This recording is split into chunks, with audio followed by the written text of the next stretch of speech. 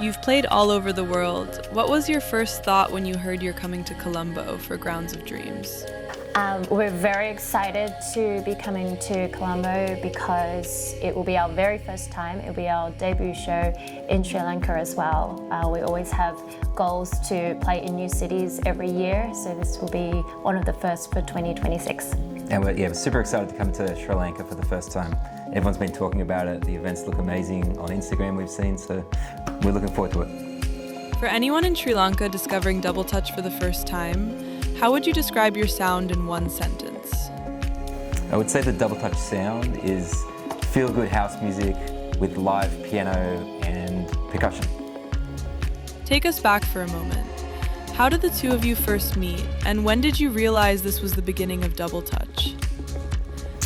We first met in the recording studio about 10 years ago, and we were writing music just for fun and writing music for other people. But we shared an equal love for house music as well as classical music. Myself with a classical background, Mark with a musical live instrument background and DJing house music already. And so we just thought that we would write it and experiment, and we had no expectations of it turning into what is now Double Touch. And the big moment. Mark, you actually proposed to Vanan during a show. Tell us what was happening in that moment, right there on stage.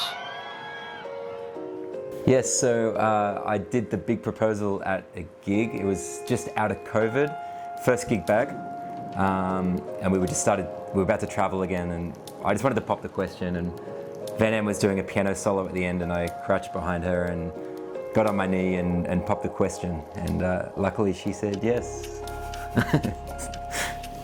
Vanan, what went through your mind when Mark dropped to one knee in front of the entire crowd? I usually think that I know everything and that I plan everything, but I was completely blindsided by this. It was the end of our set, and I usually play this piano outro, and I thought usually I play with my eyes closed as well, and I thought everyone was cheering for me because they enjoyed what I was doing. And so when I finally finished and people were still cheering, I was like, what's going on? And I turned around and I had the shock of my life because I had no idea that this was happening. And if you see the video, it literally takes me 30 seconds to say yes because I was just in complete shock, and probably Mark felt like it was 5 years on his knee. But yeah. It's on our Instagram, I think. If you do want to see it, it's there. But yeah. You both come from classical music backgrounds, yet you create such dreamy electronic soundscapes. How do you merge these two very different worlds so seamlessly?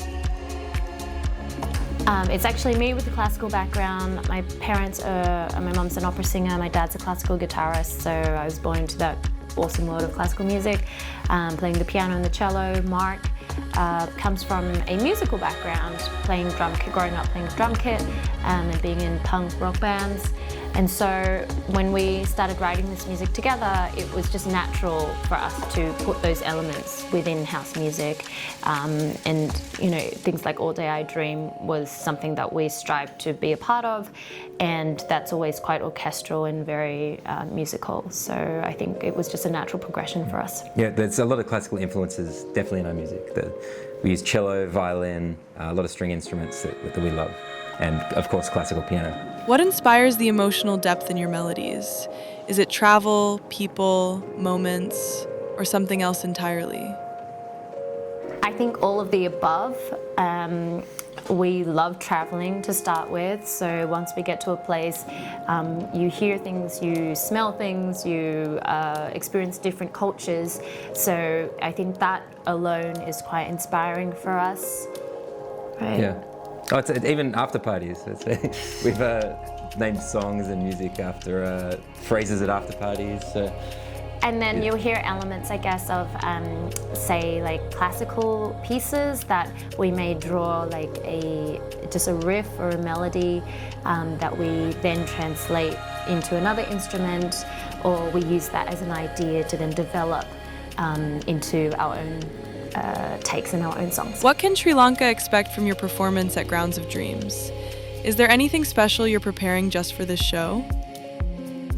So this time of year, we have been writing lots of music, lots of studio days, preparing new music. So we're looking forwad to trying a lot of our new music out at Grounds of Dreams. So that's what'll happen. You'll hear some new music from us, and probably for the first time that we've ever played it. So Hopefully asking for track IDs. yeah, lots of track IDs. If you could describe your upcoming Colombo set using only 3 words, what would they be? Number 1, fun. Energetic. And Musical. And finally, what's your message to all the dreamers waiting to see you live on February 7th? We can't wait to see everyone in Colombo on February the 7th. Make sure you bring all your friends, make sure you're in high spirits, ready to dance, because we're excited to perform for you. Yeah, we're looking forward to playing for Not Like Us, and our first gig in Sri Lanka. We're going to try the coconut wine we've been hearing about in Sri Lanka, the local coconut wine.